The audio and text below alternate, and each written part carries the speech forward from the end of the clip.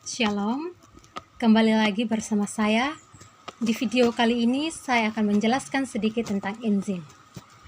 Enzim adalah ilmu yang mempelajari tentang enzimiologi dan komponen keseluruhannya disebut holoenzim. Holoenzim tersusun dari dua komponen. Yang pertama ada disebut dengan apoenzim. Yang kedua ada kofaktor. Apoenzim adalah penyusun enzim yang berasal dari protein, sedangkan kofaktor adalah penyusun enzim yang berasal dari non-protein. Dan kofaktor disusun dari dua macam. Yang pertama ada koenzim, dan yang kedua ada gugus fosfatik.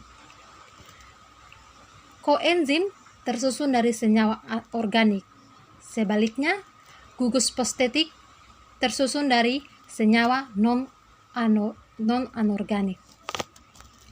Pada enzim terdapat sisi aktif.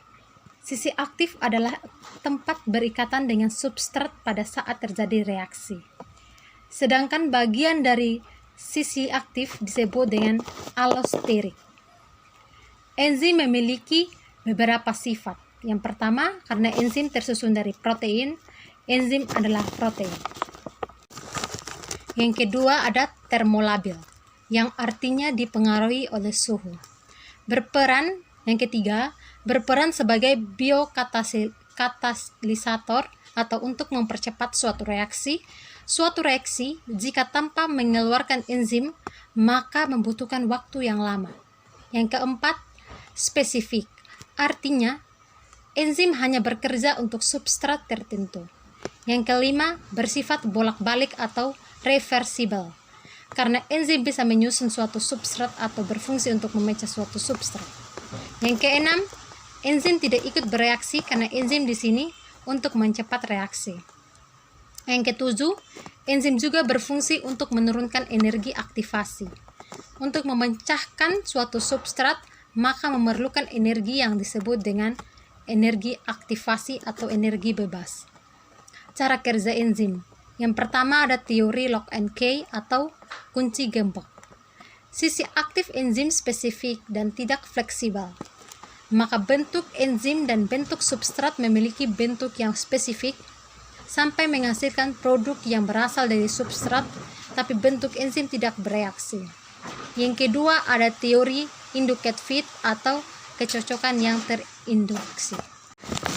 Yang berikut ada faktor yang mempengaruhi kerja enzim. Yang pertama, suhu harus suhu optimal.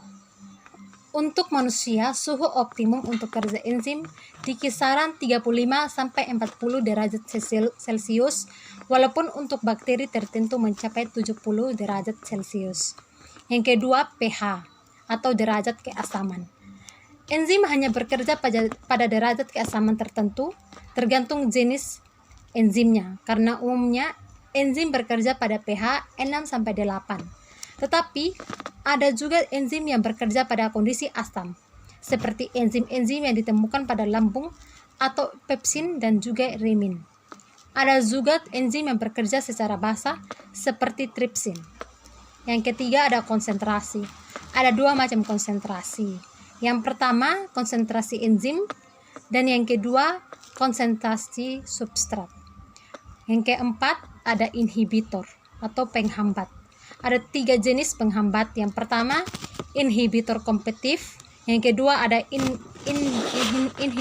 inhibitor non kompetitif, yang ketiga ada inhibitor umpan balik. Sekian dari saya, semoga bermanfaat. Terima kasih. Shalom.